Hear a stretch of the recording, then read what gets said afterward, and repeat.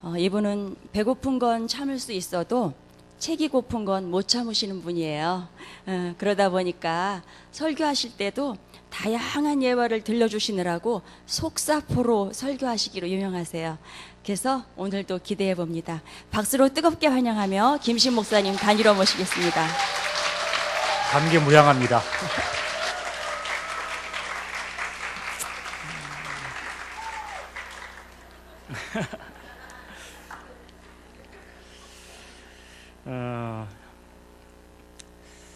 좋네요. 여기 있으니까 좋은 것 같아요. 지금 아마존 교회가 신학 심포지엄 하고 있잖아요. 그러다 보니까 교회에서 목사님들이 다 신학 심포지엄에 올라가시고 저만 남았습니다. 저만 남았어요. 저만 남아서 이번 주 내내 제가 교회를 지킵니다. 그래서 5시 반 새벽기도 제가 다 했고요. 7시 새벽기도 다 했고요. 어제 수요예배 설교했고요. 오늘 지금 오라수목이잖아요. 지금 설교 여기 쓰는 게 9번째입니다.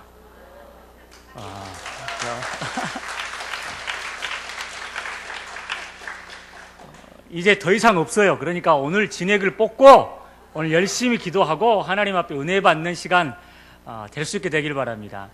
여러분, 하나님을 기대하며 나아가고 계십니까? 하나님 사랑하십니까? 저도 하나님 사랑합니다. 하나님 너무너무 좋아합니다. 제 평생에 하나님이 얼마나 위대한 분이고 제 삶을 바꾸었는지 그 뒷모습만 생각할 때마다 하나님 앞에 감사할 수밖에 없는 제 삶의 모습입니다. 음향기술자로 일하는 마크 스파크스라는 미국분이 한 벼룩시장에서 액자 하나를 $2에 주고 샀습니다. 집에 와서 액자를 닦기 위해서 액자를 열어서 그림을 닦다 보니까 뒤에 아주 조그마한 오래된 종이 한 장을 발견하게 됩니다. 문서를 펼쳐보니까 미국의 독립선언서였습니다. 그것이 얼마나 가치가 있는지 너무 놀라서 전문가에게 맡겼더니 1820년에 200부밖에 발행되지 않는 진품임이 밝혀집니다. $2 주고 샀는데 감정가가 $25만, 약 3억 원 정도 가치입니다. 이럴 때는 와 해야 됩니다. 예. 놀래죠. 이거 2,000원 주고 산 게 3억입니다. 소중한 보물이지만 팔았던 사람은 그 가치를 전혀 몰랐기 때문에 팔았습니다. 소중한 보물이지만 그 가치를 전혀 모르고 소홀히 하는 것 중 한 가지가 바로 우리의 가정입니다. 사람들이 가정이 얼마나 큰 축복이 있는 것이고 가정이 얼마나 하나님의 은혜가 임하는 것인데 이것을 다 깨닫지 못하고 남몰래 고통당하고 이혼하고 행복한 삶을 체념해버리는 가정들이 너무나도 많이 있습니다. 이제 우리나라 사회는 스펙이라는 말이 유행처럼 번지고 있습니다. 이 단어는 스페시피케이션이라는 말에서 유래한 콩글리시, 국적도 없는 이야기입니다. 요즘 젊은 사람들은 5가지 스펙을 5종 세트라고 이야기를 합니다. 토익, 해외 연수, 자격증, 봉사활동, 인턴십. 주의 언어로 이 5개 중에 있는 게 하나도 없습니다. 그런데 이 5개 중에서 한국노동자연구원에서 따르면은 취업자 중에서 과도한 경쟁 스펙 때문에 연간 우리나라 손실이 약 2조 원 정도라고 한다고 합니다. 일부 대기업에서는 봉사 경력에 헌혈을 포함시켰습니다. 그랬더니 헌혈을 누가 제일 많이 합니까? 군인이죠, 군인. 군인들이 헌혈을 가장 많이 하는데 대학생이 헌혈 1위에 올랐다고 합니다. 천국이죠, 천국. 초등학교 4학년이 중학교 1학년 수학 문제를 풀면서 불안해한다고 합니다. 지금 아이들이 10년 뒤에는 더 불안에 시달릴 세대가 될 줄 모르는 시대가 되어버린 것 같습니다. 그런데 우리가 아는 것은, 우리가 알고 있는 것은 이런 사회는 건강한 사회가 아니라는 것입니다. 저희들이 자녀가 잘 되려고 좋다는 방법을 다 동원하지만 이렇게 키우다가는 진짜 큰일 날 때가 많이 있습니다. 성경에 보면 자녀 잘못 키우다가 실패한 케이스들이 나옵니다. 첫째가 엘리 집안에 나타나는 가정입니다. 사무엘 1장에 보면 한나가 자식을 낳지 못하여서 하나님께 성전에 가서 기도하게 됩니다. 그런데 한나가 얼마나 열심히 기도했는데 제사장인 엘리야는 한나를 보고 술을 마셨다라고 생각을 하는 것입니다. 한나야, 내가 언제까지 술 취해서 이곳에 있느냐? 포도주를 끊어라라고 이야기를 하게 됩니다. 제사장이라는 사람이 기도하는 것과 술 취하는 것을 구별하지 못하는 시대가 바로 그 시대였습니다.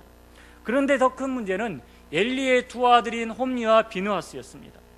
성경은 그들에 대해서 불량자라고 이야기를 하고 여호와를 알지 못했던 자라고 이야기를 하고 있습니다. 그런데 여러분, 제사장의 아들이 하나님을 몰랐던 것이 아닙니다. 하나님에 대해서 배웠습니다. 하나님을 공부했습니다. 성경 공부를 했습니다. 그러나 그들이 드렸던 예배 가운데는 하나님의 임재가 없었다라는 것입니다. 이들이 드리는 제사는 더 이상 하나님을 만날 수 없는 제사였고, 예배 행위는 있었지만 하나님을 향한 마음이 없었기 때문에 하나님을 몰랐다라고 성경은 규정해버린 것입니다. 오히려 이들이 드렸던 이 예배를 때문에 하나님이 멸시됐다라고 이야기를 하게 됩니다. 두 아들이 하나님을 무시하고 성적인 범죄를 저지르고 거룩하지 못한 삶을 통해서 예배드리니까 이렇게 지속되고 있는데, 그의 아버지 엘리는 아들의 죄악을 지적하지 않았다라고 이야기를 합니다. 그래서 하나님 이 가정을 어떻게 하십니까? 엘리 집안에 이렇게 있다가는 하나님의 신앙이 무너지기 때문에 완전히 몰살시켜버리는 겁니다. 두 번째, 사울의 잘못된 자식 사랑입니다. 겸손했던 사울이 다윗을 죽이려고 합니다. 그 가운데는 잘못된 아들 사랑이 들어 있습니다. 사울은 하나님이 자신을 떠났다라는 것을 알았습니다. 자신이 예배드리지 않고 거룩하게 나가지 못하게 되자 하나님이 사울 왕을 이제는 바꿔서 다른 왕을, 다윗을 왕을 삼으시려고 했다는 것을 알고 있었습니다. 그런데 그럼에도 불구하고 자신의 아들인 요나단이 왕이 되기를 사울을 원했습니다. 그래서 요나단을 볼 때마다 너는 내 뒤를 이어서 이스라엘의 왕이 될 것이다 라고 이야기를 합니다. 그런데 이런 요나단은 아버지의 사울의 뜻에 관심도 없고 오히려 다윗 편에 붙여서 다윗 쪽에서 생활하고 있는 것입니다. 그래서 사울은 하나님의 뜻을 거슬리면서까지도 요나단을 왕으로 만들고 싶었던 것입니다. 내 아들이 왕이 되면 되겠지, 그 다음에는 하나님이 알아서 하시겠지라고 생각했던 것입니다. 많은 부모들이 자녀들을 왕으로 만들고 싶어 합니다. 뛰어난 왕이 되게 해서 모든 것을 투자합니다. 왕만 만들고 되면은 그 다음에는 죄를 범해도 바른 길을 가지 않더라도 지적하지 않습니다. 왕만 되면 다 인정받을 수 있다라고 생각을 하게 됩니다. 그래서 하나님이 우리 자녀에 대한 소망이 있고 어떤 계획을 가지고 계시는데 그것은 별로 중요하지 않습니다. 하나님 왕을 만든 다음에 그 다음에 하나님을 하십시오라고 이야기를 하게 됩니다. 왕만 되게 해주십시오라고 기도합니다. 지금부터 제가 여러 명의 사람들을 열거하도록 하겠습니다. 이 사람들의 공통점을 한번 맞춰보시길 바랍니다. 여로보암, 나담, 바하사, 엘라, 시므이, 오므리, 아합, 아하시스, 여호야스. 이 사람들이 누굽니까? 북이스라엘의 왕들입니다. 세상에서 말하면 가장 영광스러운 자리에 올랐다가는 왕들입니다. 그런데 성경에서 이들에 대한 평가, 그렇게 몇백 년 동안 이스라엘 다스렸던 왕들에 대한 평가는 딱 한 줄입니다. 전에 행하던 대로 여호와의 보시기에 악을 행하여 라고 이야기를 하게 됩니다. 여로보암 악, 나담 악, 바하사 악, 엘라 악, 시므이 악, 오므리 악, 아합 최악, 아하시야 악. 비참한 왕들입니다. 한 글자입니다. 악, 최악. 이 둘 중 하나입니다. 우리가 우리의 자녀들을 최고의 자리에만 만들려 주도하다가 망하는 경우들이 있습니다. 제가 충격적인 이야기를 한 가지 들었습니다. 성경의 족장은 아브람과 이삭과 야곱입니다. 3대로 연결되어 있습니다. 그런데 현대 종교에는 장로가 3대인 집안이 별로 없다라고 합니다. 이것은 심각한 이야기입니다. 하나님이 그렇게 좋고 하나님이 그렇게 위대하고 하나님이 좋은 분이 나가면 할아버지님이 장로, 또 아버지가 장로, 자식이 장로가 연결되는 3대 장로가 나야 되는데 그런 경우들이 별로 없다라고 합니다. 오늘 말씀에 등장하는 신명기 6장의 배경은 이스라엘 백성들 가운데 절박한 문제가 있었습니다. 과거의 이스라엘 백성들은 하나님의 무한한 영광을 맛봤습니다. 영광을 너무나도 달콤했고 그 영광은 화려했고 꿈속에서라도 잊혀지지 않았던 시간들이었습니다. 광야에서 절망했을 때 하나님이 그들을 찾아오셨습니다. 그들을 사방을 둘러봐도 먹을 것이 아무것도 없고 온 사방에 적들밖에 없었는데 하나님은 40년 동안 그들을 굶게 하지 않으셨습니다. 낮에는 구름 기둥으로 인도했다고 이야기하고 밤에는 불 기둥을 두어서 안전하게 인도하였습니다. 출애굽이라는 기적과 같은 일이 그들의 눈앞에서 펼쳐졌습니다. 그들은 자신의 삶을 신명기 지금에 와서 돌아보니까 이것은 하나님의 기적이었다라고 밖에 표현할 수가 없었습니다. 살아있는 기적이었고 하나님의 손길이었습니다. 그래서 부모된 어른들이 자신들이 경험하고 고난 속에서 버텨왔던 삶의 중요한 철학, 신념, 삶의 그 무엇인가를 자녀들에게, 다음 세대에게 전달해 줘야 되겠다라고 생각을 하게 된 것입니다. 하늘이 반쪽이 나더라도, 오늘 무슨 일이 생겨더라도, 내가 오늘 인생이 끝나더라도 우리 가족과 우리 민족과 우리 이웃에게만큼은 이것만큼은 정해 주어야 되겠다라고 생각하는 것이 있었다라는 것입니다. 여러분, 하늘이 반쪽 나더라도 여러분의 자손들에게 여러분이 줄 것이 무엇이 있습니까? 그래서 오늘 말씀에 보면 그의 철학을 어떻게 하냐면 손목에 메어놓게 하겠다라는 겁니다. 그것뿐 아니라 얼굴에다가 이마에다 붙이고 다니게 하겠다라는 겁니다. 집에 들어와서, 집에 밖에 나가서 돌아갈 때 집 문설주, 집 문 앞에다가 붙여놓고 항상 그거를 읽게 만들겠다라는 것입니다. 그래서 매일매일 이것을 생활화하고 눈에 보이는 곳에 붙여놓고 함께해서 이것이 우리의 삶의 철학이다라고 선포하겠다는 것입니다. 그게 말씀입니다. 이스라엘 백성들이 하나님과 가까이 지냈던 역사에 대해서 설명해 주고 싶었던 것입니다. 이스라엘 선조들은 자신의 후손인 사람들이 많은 전쟁과 핍박 가운데 살아날 수 있었던 것은 하나님과 우리가 친했기 때문이라는 것을 알려주고 싶었습니다. 하나님과 친해지지 않으면 아무리 많은 것을 소유한다고 하더라도 결국에는 이방 나라에 다 뺏겨버릴 것이고, 아니 하나님이 우리를 칠 수밖에 없기 때문에 하나님과 친밀함만을 유지하는 게 살 길이라고 말해주고 싶었던 것입니다. 사랑하는 성도 여러분, 여러분 하나님과 친하게 지내고 계십니까? 친밀감을 유지하고 계십니까? 제 관심은 어떻게 하면 하나님과 친밀함을 유지할까 하는 것이 저의 관심입니다. 하나님은 우리와 친밀하고 싶어 하십니다. 성도들은 하나님은 우리의 성도들과 영적인 교제를 나누고 싶어 하십니다. 하나님과 교제하고 축복을 주시고 싶어 하고 응답 주시기를 원하시는 하나님이십니다. 저는 대학 다닐 때부터 선교단체에 있었습니다. 대학 다닐 때 예수전도단에서 신앙생활을 했습니다. 그래서 대학원에 들어가서 예수전도단 신앙생활을 좀 더 해야 되겠다고 생각을 해서 학교를 휴학을 하고 예수전도단 DTS 과정에 들어갔습니다. 6개월 과정 동안 홍천에서 이제 생활하게 됩니다. 학교도 이제 휴학을 했으니까. 그때 학생들은 약 40여 명의 학생들이 공동체 훈련을 하면서 영성훈련을 하게 됩니다. 6개월간의 영성생활의 핵심 과정은 하나님과의 교제, 하나님과의 친밀함입니다. 하나님과 어떻게 친하게 지내면서 인생을 바꿔갈 것인가에 대한 관심입니다. 그때 하나님과 친하게 지내는 과정 가운데 반드시 해결되어야 될 문제 중 한 가지가 죄의 문제입니다. 죄가 있으면 하나님과의 단절이 임하기 때문에 그 죄를 해결해야 됩니다. 그래서 소그룹 모임 시간에 죄를 고백하는 시간이 있습니다. 한 5-6명의 그룹 가운데 이 소그룹 안에서 내가 지금까지 지었던 모든 죄를 다 고백을 합니다. 한 3-4일 정도 시간을 줍니다. 그래서 적어오라고 이야기를 합니다. A4 용지에다가 하나님, 제가 이런 범죄를 저질렀습니다. 언제 어디서 이런 범죄를 저질렀습니다. 저희 가족 가운데 이런 범죄를 저질렀습니다. 이렇게 잘못했다는 것을 A4 용지에다가 적어냅니다. 그때 제가 나이가 25살이었습니다. 여러분, 25살이면 죄를 많이 지었을까요? 조금 지었을까요? 그러면 60대신 권사님들은 많이 지었을까요? 조금 지었을까요? 그때 제가 A4 용지로 제 죄를 적어냈던 게 A4 5장이었습니다. 25살이었는데 여러분 지금 연세가 20대 미만은 아니잖아요, 우리가. 그러면 엄청나게 많겠죠.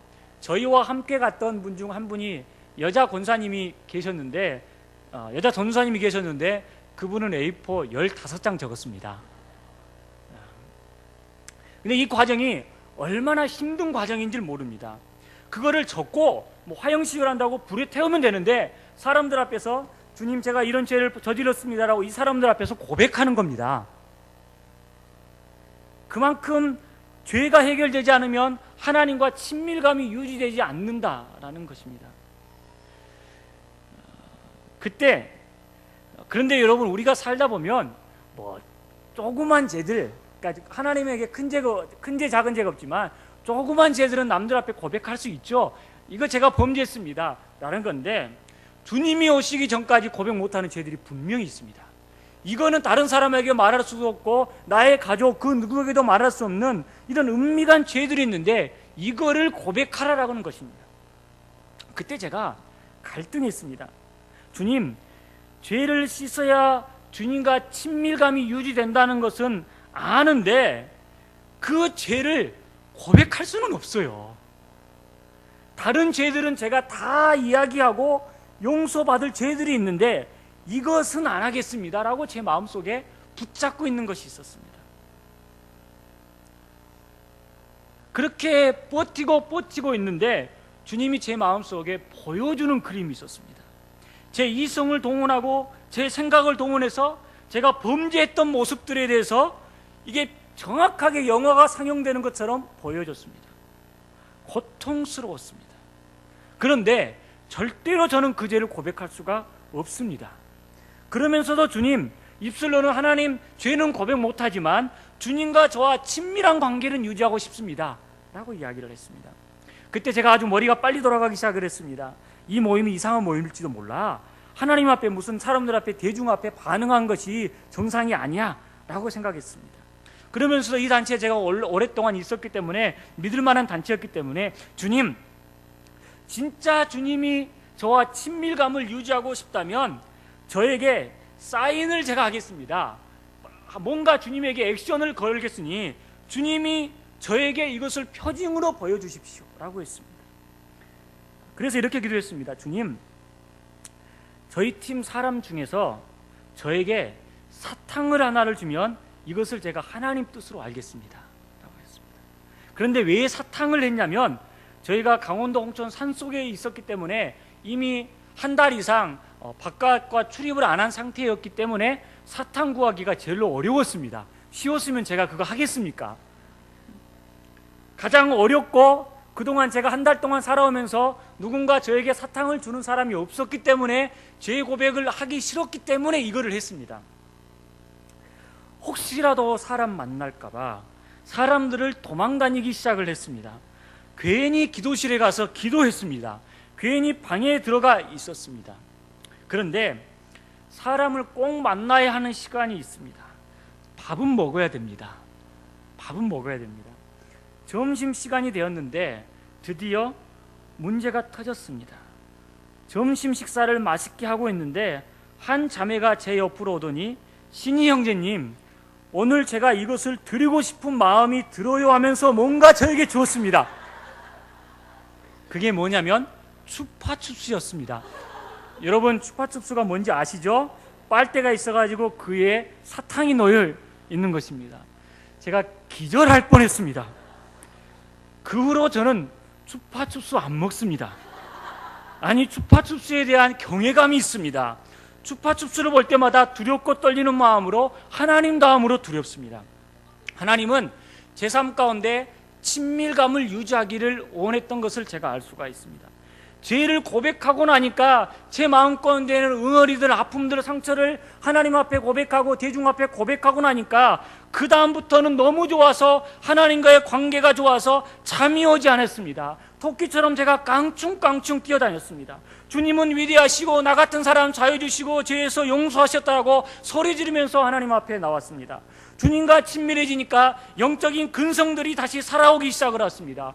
쇠에 불이 꺼져 있어서 쓸 수 없는 도구였는데 다시 한번 하나님 삶 안에서 뜨거워지는 저를 발견하게 됐습니다. 사랑하는 성도 여러분, 주님과의 친밀감이 여러분의 인생을 바꿀 것이고 여러분의 자녀들의 인생을 바꿀 것입니다. 주님과 친밀할수록 하나님이, 우리 주님이 자녀들에게 복을 주실 것입니다. 저는 저의 경험을 통해서 알게 됐습니다. 또 한 가지는 저뿐 아니라 저의 부모님이 주님과 친하게 지내는 것을 통해서 하나님이 얼마나 위대한 분이라는 것을 알게 됐습니다. 저희 아버지는 장로님이십니다. 저희 집은 원래가 예수님을 꽤 잘 믿는 집입니다. 그래서 뭐 저뿐 아니라 저도 목사 길을 가는데 이미 제가 태어나기도 전에 부모님이 서원기도 해가지고 저는 신학을 왔습니다.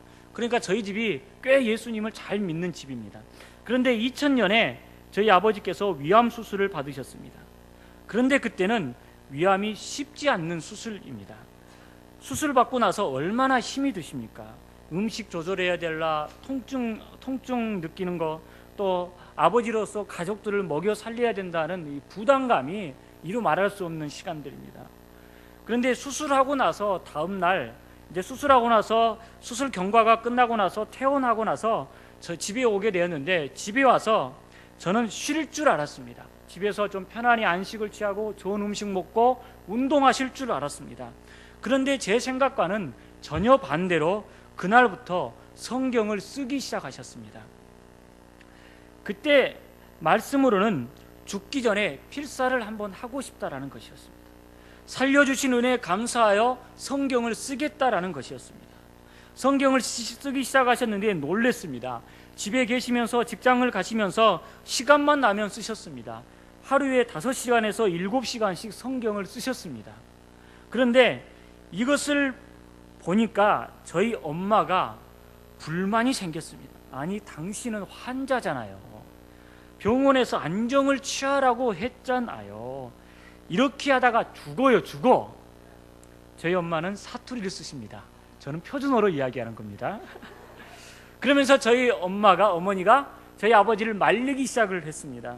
그러나 저희 아버지는 이것은 내가 하나님과 친하게 지내는 표시고 하나님이 나를 살려주신 은혜에 보답하는 것이다 라고 하면서 성경을 쓰기 시작을 했습니다.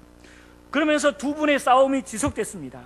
어머니는 성경 쓰면 안 된다, 아버지는 성경 써야 된다. 여러분, 누가 이겼을까요? 어머니가 이겼습니다. 제 어머니가 이겼습니다. 환자가 몸을 보호해야 되는데 성경만 쓰고 있으니까 몸이 힘들잖아요. 그러다가 결국 아버지가 쓰러졌습니다. 그래서 응급실에 실려가셨습니다. 그래서 병원에서 성경을 쓰는 것은 절대 안 되고 안정을 취해야 된다라는 이야기를 했습니다. 저희 어머니가 이겼습니다. 그래서 어머니는 아버지가 이제 다시 응급실에서 나와서 집에 왔을 때 한 수 더 떠서 이제 성경만 쓰기를 하면 다 찢어버리겠다라고 협박을 했습니다. 실제로 볼펜도 숨겨버리고 종이도 숨겨버렸습니다. 저희 아버지는 의사 선생님과 어머니의 협박에 못 이겨서 다시는 성경을 안 쓰겠다고 약속을 했습니다. 그런데 저희 아버지가 안 쓸 뿐이 아닙니다.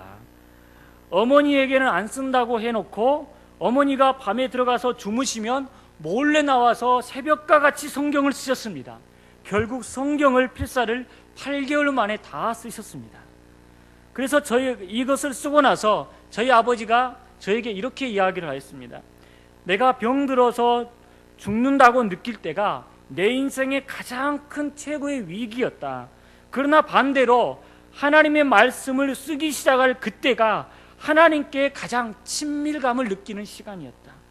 이것 때문에 사실 내 병이 치료되었고 나는 살게 되었다라고 저에게 고백을 하였습니다. 제가 이때 뼈저리게 느꼈습니다. 하나님과 친하게 지내면 하나님이 살려주시는구나, 병을 고쳐주시는구나, 은혜 베풀어 주시는구나 라는 것을 느꼈습니다. 시편 91편 2절과 3절에 보면 내가 여호와를 가리켜 말하기를 저는 나의 피난처요 나의 요새요 나의 의리하는 하나님이라 하니 이는 저가 너를 새 사냥꾼의 올무에서와 극한 연병에서 건져주실 것이다 라고 말씀하고 있습니다. 하나님과 친하게 지내고 하나님의 피난처로 삼고 하나님을 요새로 삼고 하나님을 의리하니까 우리의 질병을 고쳐주시고 살려주신다라고 말씀하고 있습니다. 사랑하는 성도 여러분, 우리 어머니들은 하나님과 친하게 지낼 수 있게 되길 바랍니다. 어려움이 올 때 하나님께 더 가까이 갈 수 있게 되길 바랍니다. 이게 바로 가정이 살 길입니다. 이게 가정이 살 길입니다. 여러분, 하나님과 친밀함을 유지하고 싶죠? 자녀들이 하나님과 친밀함을 유지하는 것을 보고 싶죠? 그러면 그 유지하기 위해서 가장 필요한 게 있습니다. 그게 성령 충만입니다. 성령 받지 않으면 절대로 우리 자녀들 변화되지 않습니다. 우리가 성령 받지 않고 자녀들이 성령 받지 않으면 치열한 삶의 현장으로 내몰릴 수밖에 없습니다. 사도 바울이 변화됐던 것은 성령 받았기 때문입니다. 이사야가 변화되어서 하나님 사용 감당했던 것은 성령 받았기 때문입니다. 우리가 성령 받지 않으면 이대로 살아갈 수밖에 없습니다. 저는 오늘 이곳에 모인 어머니 모든 분들이 다 성령 충만 은혜를 받을 수 있게 되기를 바랍니다. 성령 받으면 세상이 달라집니다. 관점이 달라집니다. 한 사람의 인생관이 달라집니다. 나 자신이 비천했다고 생각했는데 나 자신이 존귀한 존재라고 느껴지게 됩니다. 이거 느끼면 되는 거 아닙니까? 성령 받지 못하면 과거 모습 그대로 살아갑니다. 우리가 이것을 세상을 바꿀 수 있는 에너지가 성령 안에 있는데 그것을 누리지 못하면 타락한 모습 그대로 살아가게 됩니다. 제가 아버지 기도회를 1년 반 진행을 했습니다. 그때 느낀 점은 지식 충만하면 절대 안 바뀐다는 겁니다. 강의는 잘하는데 변화가 안 됩니다. 왜 그럴까라고 제가 결론을 얻었는데 사람은 지식으로 안 바뀐다라는 것입니다. 성령 충만해야 사람이 변화가 일어나는 것들을 봤습니다. 성령 충만해야 가정이 바뀝니다. 성령께서 임하는 소리를 들어야 가정이 변화되고 세상의 여러 가지 것들도 혼란에 빠지지 않게 됩니다. 사람들과 이야기를 하다 보면 다 맞는 이야기를 하는 것 같습니다. 그런데 맞는 이야기라고 해서 우리 가정에 다 적합한 이야기는 아닙니다. 성령께 붙들려 있어야 가정에 희망이 생기는 것들을 보게 됩니다. 그러므로 우리가 믿음의 유산을 자녀들에게 주는 것은 무엇이냐? 성령의 역사를 보여줘야 된다는 것입니다. 성령이 우리 가정을 역사하고 계시다라는 것을 자녀들에게 전달해 줘야 이 가정이 믿음의 가정이 된다라는 것입니다. 예수님이 제자들이 바뀌는 것은 지식이 아니었습니다. 제자들이 성령 받고 변화되어서 세상으로 가서 역할을 감당했던 것입니다. 성령의 능력이 자녀들에게 임하니까 세상이 감당 못하는 사람들이 되어버리는 것입니다. 여러분, 성령을 설명하려고 하지 말고 성령 충만의 실제가 여러분의 가정 가운데, 삶 가운데 나타날 수 있게 되기를 바랍니다. 기도의 영적 무기를 삼아서 세상의 악한 권세를 깨뜨려 보십시오. 그러면 이것을 보고 나서 우리의 자녀들이 하나님 앞에 충성하고 세상 가운데 영적인 리더들이 되어 있을 것입니다. 제가 아는 목사님 한 분이 계십니다. 이분은 분노심으로 가득 차 있었습니다. 왜냐하면 그의 아버지가 바람을 피웠습니다. 그래서 그 아버지에 대해서 불신하는 마음이 있었습니다. 아니, 그 정도가 아니라 아버지를 죽이겠다라고 생각을 했습니다. 그래서 그 아버지를 실제로 죽이기 위해서 칼을 들고 3번을 들어갔습니다. 그러나 예수 믿었기 때문에 시도하지 않았습니다. 그의 가정은 상처로 깨어져 버렸습니다. 목사님 가정이었는데 이미 깨어져 버린 가정이었습니다. 그런데 그의 마음 가운데 성령님이 찾아오셨습니다. 그의 마음을 만지셨습니다. 그를 기도하게 하였습니다. 하나님이 강권적으로 목사님 가정에 임재하신 것입니다. 하나님께서는 이 목사님 가정 가운데 그리스도의 능력으로 아버지를 용서하라고 말씀하셨습니다. 아버지로서의 권위를 아버지의 권위를 돌려주라고 인정을 하였습니다. 주님, 아버지로서의 권위는 제가 세우는 것이 아닙니다. 아버지 스스로 저희 가정 가운데 권위를 버렸습니다. 저는 저희 아버지를 용서할 수 없습니다. 저희 가족 가운데 이런 고통을 주고 이런 환난을 준 아버지를 제가 어떻게 용서합니까? 라고 주님께 반문하였습니다.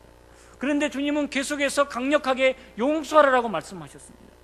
강한 손이 주님께 붙잡혀 있었기 때문에 하나님 아버지께서 용서하라는 말에 순종하면서 힘들게 아버지를 용서하였습니다. 그리고 얼마 있다가 헤어졌던 아버지를 만났습니다. 아버지에게 사랑한다고 이야기를 하고 제가 아버지에게 불경을 행했다고 이야기를 하면서 용서해달라고 먼저 고백을 하였습니다. 아버지도 그동안 자신의 잘못을 뉘우치면서 서로 안고 서로 대성통곡하였습니다. 아버지와의 관계가 하나님의 그리스도의 용서하심으로 좋아지기 시작을 했습니다. 그러고 나니까 부부관계가 좋아졌습니다. 흔들렸던 부부관계가 좋아지기 시작하니까 가정 가운데 평화가 찾아오기 시작을 했습니다. 성령께 붙잡히게 되자 가정이 충만함을 경험했습니다. 성령께 붙잡혀 있게 되자 이 모습을 통해서 자녀들이 변화되기 시작을 했습니다. 우리 아버지가 목사님인데 예수님 믿고 가정을 사랑하는 모습이 보이구나. 나도 열심히 공부해야 되겠다라고 생각했습니다. 그렇게 속썩이던 아들이 변화되어서 이제 가족의 감초 역할을 감당하게 됐습니다.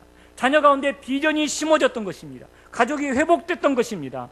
썩어진 웅덩이에 새로운 물이 들어오면 더러운 물은 떠나갔던 것처럼 성령이 그 가정 가운데 들어오니까 가정이 변화가 일어나서 살아났던 것을 경험하게 됐던 것입니다. 사랑하는 성도 여러분, 성령께 붙어 있으면 우리 가정은 살아날 것입니다.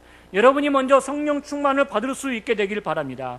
우리의 가정 가운데 거추장스럽고 불편한 짐이 있고 사랑하지 못하고 화가 나고 저주하고 화해하지 못하게 하는 것들이 오늘 저희들이 기도할 때 성령 안에서 다 떠나갈 수 있게 되길 바랍니다.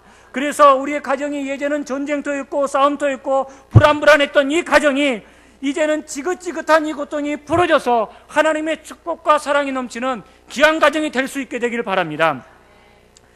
이렇게 우리가 성령 충만의 은혜를 경험하고 나면, 예배 가운데 하나님의 임재와 살아계심을 경험하고 나면 그 다음에 우리가 가정 가운데 가서 할 일이 있습니다.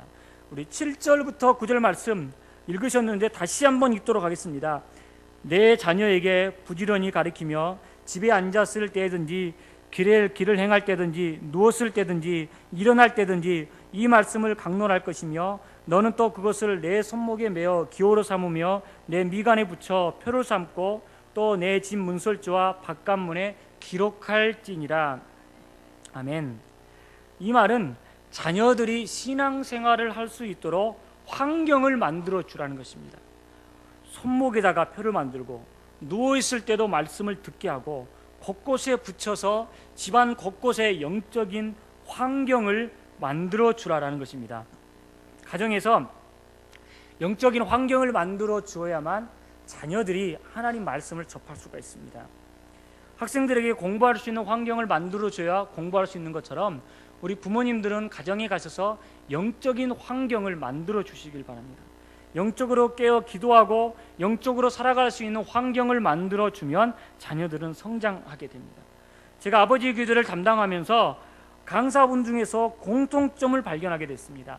아, 이래서 이분들이 축복을 받았구나라고 느껴지는 게 있습니다. 하나님이 이런 하나님이 이 가정 가운데 이런 일이 있기 때문에 축복을 주셨구나라고 느껴지는 게 있습니다. 그 공통된 점 중 한 가지가 바로 가정 예배를 드리는 가정 가운데는 하나님이 축복을 주시는 것을 보게 됩니다. 류태영 박사님이 계십니다. 이분이 저희 아버지 기도에도 오셨고 또 기도의 인생이라는 책을 통해서 하나님과 자신이 예배를 통해서 승리하게 된 것들을 이야기를 했습니다. 그의 집안을 이야기를 하면서 그는 8남매 중에서 5째로 태어났다고 합니다. 위로 형이 2분 계시고 누님이 2분 계십니다. 그런데 이 5째로 태어났는데 자신은 태어난 어렸을 때부터 부모님의 농사일을 거두었다고 합니다. 아버지는 젊어서 나무집 머슴 생활을 해서 20년 동안 머슴 생활을 했습니다. 산골이어서 경작할 땅 한 평도 없었습니다. 정말로 찢어지게 가난했다고 합니다. 그런데 그의 어머니가 교회를 다니신 겁니다. 어머니의 기도 소리가 자기를 일으켰다고 이야기를 하게 됩니다. 초등학교 5학년 때 어머니 손에 붙들려서 교회 가서 신앙의 3가지 원칙을 배웠다고 합니다. 첫째는 전지전능하신 하나님이 역사하신다는 사실을 믿게 되었다는 것이고, 둘째는 그 하나님이 나를 이처럼 사랑하신다는 것을 알게 되었다는 것입니다. 세 번째는 기도를 배웠다는 것입니다. 그때부터 새벽 제단을 쌓고 매일매일 하나님 앞에 기도하였습니다. 그의 아버지는 예수님을 믿지 않았기 때문에 기독교 신앙을 박해하였습니다. 제사를 지내지 않는다고 해서 엄마와 형제들을 때리기도 하고 몹시 반대하였습니다. 자손들이 제사를 지내지 않으면 죽은 조상의 혼이 구슬퍼서 이 구천을 떠돌아다닌다고 아버지는 믿고 있었습니다. 계속되는 아버지의 핍박과 회에도 불구하고 어머니는 형제들에게 교회에 다니는 것을 꾸준히 다니게 했습니다. 어느 날 아버지가 술을 마시고 돌아오셔서 책가방을 뺏고는 예수 믿으면 학교 다니지 말라라고 이야기를 했습니다. 다음날 아침에 되니까 아빠가 책가방을 숨겨서 괴짝에 숨겨놓고 열쇠로 잠궈버렸습니다. 동생은 할 수 없이 학교 가는 것을 포기하고 산에 나무하러 갔습니다. 그러나 류태영 학생은 끝까지 버티다가 책가방도 없이 학교에 갔습니다. 이처럼 어머니가 절대적으로 예배신앙으로 살아갔다라고 이야기를 하고 있습니다. 어머니는 돌아가실 때까지 한글을 못 읽었다라고 합니다. 그런데 어머니가 아시는 하나님 앞에 늘 깨어서 기도하면서 하나님 성전에서 류태영 학생을 키웠다라고 이야기를 합니다. 그가 류태영 어린이가 학생이 어렸을 때 말라리아에 걸렸는데 이틀 정도 열이 나고 고열로 너무너무 고생했을 때 그 기도가, 어머님이 그에게 했던 기도가 생각이 난다라고 합니다. 책에 이렇게 적혀 있습니다. 어머니는 그가 아플 때마다 머리맡에 투박한 고향 사투리로 전심을 담아서 기도를 드렸습니다. 전지전능하신 하나님, 부모된 저는 무식해서 우리 태영이를 가르치지 못합니다. 그리고 너무 가난해서 양육도 제대로 못하고 아파서 약 한 접 못 먹입니다. 이 아이를 맡아주시고 하나님이 고쳐주세요. 앞길을 축복해 주세요라고 기도하였습니다. 여러분, 이 기도가 어떻게 됐을까요? 당연히 응답이 되는 거죠. 하나님께 이렇게 간구하자 이 기도를 들으신 하나님께서 류태영 학생의 인생을 축복하기 시작을 합니다. 중학교 야간, 고등학교 야간, 대학교 야간을 거쳐서 덴마크, 이스라엘 유학까지 가게 됩니다. 이스라엘 유학 4년 만에 박사학위를 받고 동양인 최초로 이스라엘 벤구리온 대학에서 교수가 됩니다. 그리고 청와대에서 초대 새마을 운동을 담당하라고 부르게 됩니다. 건국대학교 농가대 학장, 부총장 등등 영향력 있는 인생을 살게 됩니다. 무엇 때문입니까?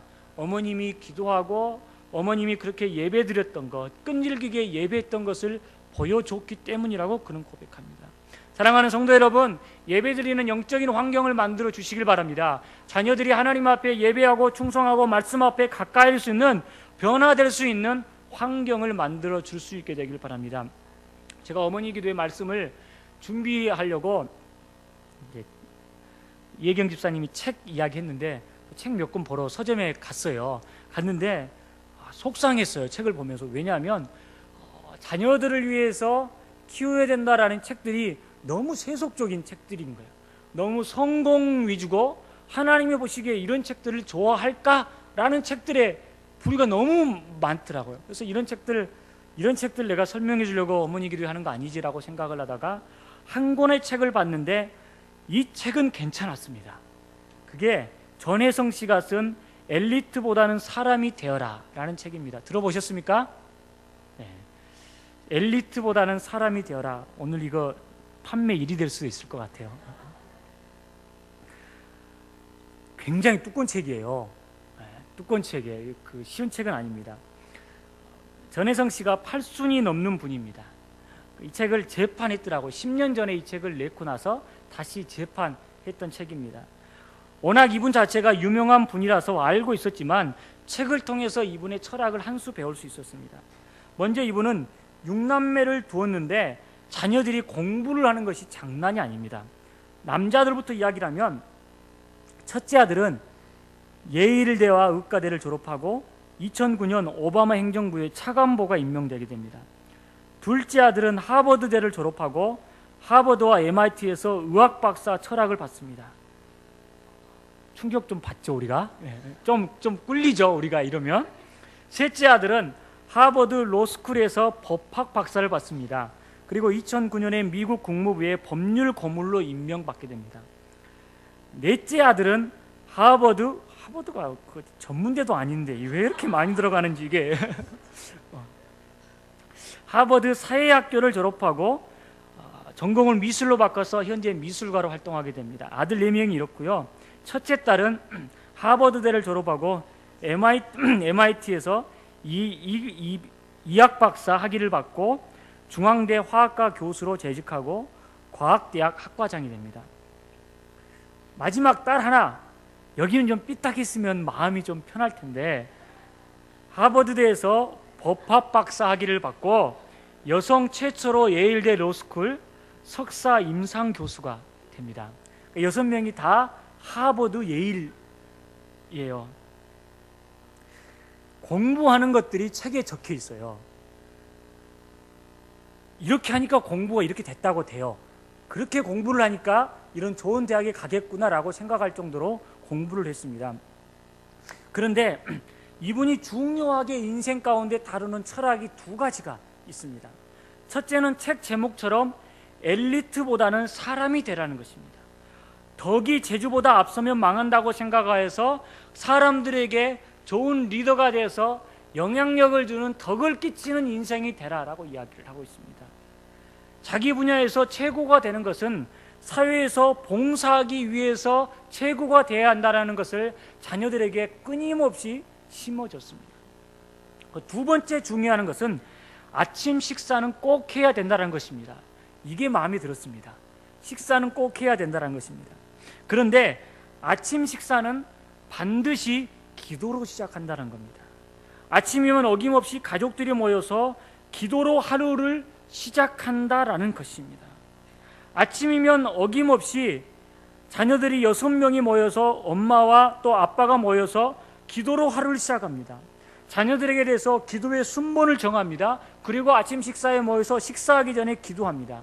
공부를 잘하는 애들이다 보니까 늦게까지 공부를 합니다. 꾸벅꾸벅 조는 아이들이 있습니다. 학생회장에 선거 출마하는 날도 있습니다. 긴장한 아이가 있습니다.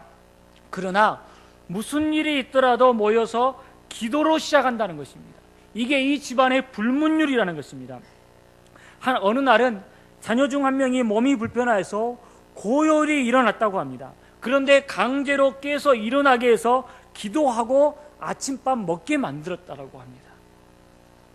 그런데 문제는 월수 금요일에 남편이 기차로 6시간 동안 가서 강의하는 날이었습니다. 그렇게 되면 집에서 6시간 가야 되고 미리 가야 되니까 새벽 3시 35분 기차를 타야 된다고 합니다. 남편이 이렇게 일찍 일어나게 되면 아침 식사와 기도는 도대체 몇 시에 해야 되는 겁니까? 그래서 아침 기도와 식사를 새벽 2시 45분으로 변경했다고 합니다. 몇 시라고요? 새벽 2시 45분입니다. 예배 들었을 것 같아요? 안 들었을 것 같아요? 이게 성공의 비결이라는 겁니다. 졸음이 와서 밥을 제대로 먹지 못하는 아이들, 꾸벅꾸벅 조는 아이들, 또 남편이 출근하는 모습에 계단에 매달려 보려고 발버둥 치면서 저러지만 그 아이들을 깨서 강제적으로 기도시키고 밥 먹였다라는 것입니다. 이게 바로 전혜성 성도님이 하나님 안에서 축복받았던 비결이라고 책에 쓰고 있습니다. 저는 이 말을 100% 믿는 사람입니다. 하나님께 기도하고 하나님께 맡기고 삶의 하루의 시작을 주님과 동행하는 삶을 살아가면, 영적인 분위기를 만들어주기 시작하면 나머지는 하나님이 축복을 주신다라는 것을 저는 100% 믿습니다. 또 한편으로는 책을 읽으면서 참 많이 반성을 했습니다. 나의 자녀도 앞으로는 이렇게 끈기 있게 말씀 중심으로 영적인 분위기로 만들어야겠다라고 결심했습니다. 하나님을 잘 믿는 자녀로 하나님께서 나에게 자녀 주셨는데 우리 자녀에게 하나님 더 잘 믿는 자녀가 되게 만들어야 되겠다라고 생각을 했습니다. 사랑하는 성도 여러분, 가정 가운데 영적인 분위기를 만들어 줄 수 있게 되길 바랍니다. 영적인 우선순위를 잡고 무슨 일이 있더라도 이것만은 깨트리지 말 수 있게 되기를 바랍니다. 물 한 잔 마시고 할게요. 이제 예경 집사님 말한 대로 달려갈 차례가 됐거든요.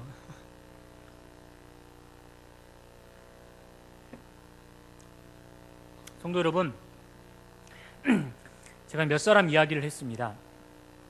저희 아버지, 그리고 한 목사님의 이야기, 류태영 박사, 전혜성 씨, 그리고 사도 바울, 이사야에 대한 이야기를 제가 했습니다. 그런데 이분들의 100% 공통점이 있습니다.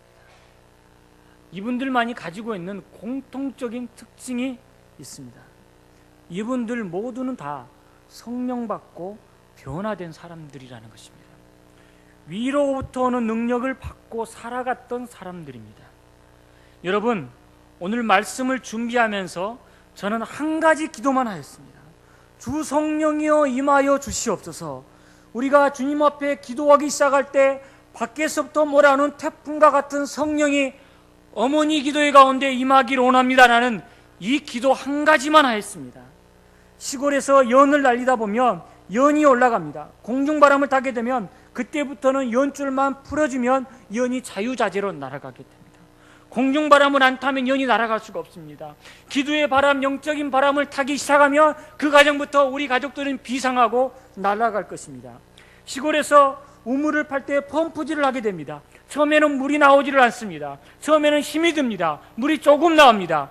그러나 어느 순간인가 계속해서 펌프질을 하게 되면 물이 나오기 시작합니다. 생수가 터지기 시작합니다. 처음에 기도할 때 성령을 초청하고 성령의 능력으로 살아간다는 것은 쉽지가 않습니다. 그러나 우리가 기도하기 시작하고 은혜를 간구하기 시작하면 그 다음부터는 성령이 살아서 역사하셔서 성령 받게 되고 가정이 변화되고 가정이 축복이 임하게 되는 것을 우리가 알 수가 있습니다. 우리 주님께서 기도 소리를 이 시간 듣고 싶어 하십니다. 주님의 심장이 우리를 향해서 나아가고 있다는 것을 기억하시길 바랍니다. 주님이 달려와서 우리 가정을 새롭게 하기 위해서 오늘 이 아침에 불렀다는 것을 기억하시길 바랍니다. 여러분, 동서남북 사방에서 불어오는 성령의 바람소리가 들리십니까? 우리 가정을 살리기 위해서 이 시간 이곳에 성령이 임재한 소리를 들리십니까? 깨어져 버린 우리 가정, 지쳐버린 우리 가정, 내 경험과 내 지혜와 내 능력과 내 철학과 내 삶의 소유 그대로 살아갔던 가정 가운데 성령이 불어와서 믿음의 유산을 추구하는 소리를 들으십니까? 이 시간 우리가 함께 기도했으면 좋겠습니다. 성령 하나님 아버지 오셔서 살아서 우리 가정을 살려주시옵소서. 연약해져 버리는 우리 가정, 깨어져 버리는 우리 가정, 상처받아서 더 이상 살아갈 수 없는 우리 가정을 살려주시옵소서. 제가 하나님 아버지 자녀들에게 왕권을 물려주려고 했었지 성령 하나님에 대해서는 무관심했습니다. 이런 마음이 있다면 다시 한번 성령님을 초치하면서 우리 가정에 하나님이 다스릴 수 있도록 기도해 주시길 바랍니다. 저는요, 우리 가정과 우리 교회와 우리 삶에 살아가는 것은 지식이라고 절대 믿지 않습니다. 성령 하나님이 역사하셔야만 우리 가정이 산다라고 믿습니다. 여러분, 이 아침에 그 하나님을 초대할 수 있게 되길 바랍니다. 이 아침에 그 하나님이 우리를 다스려서 우리의 가정 가운데 주님이 우리를 살렸다라고 선포하는 시간이 될 수 있게 되길 바랍니다. 기도하겠습니다.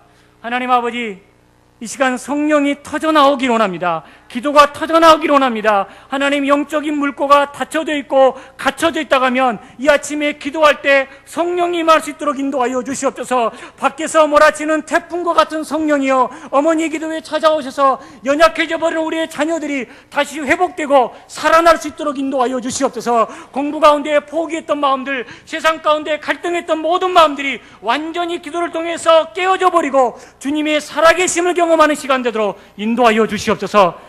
예수님 이름으로 기도하였습니다.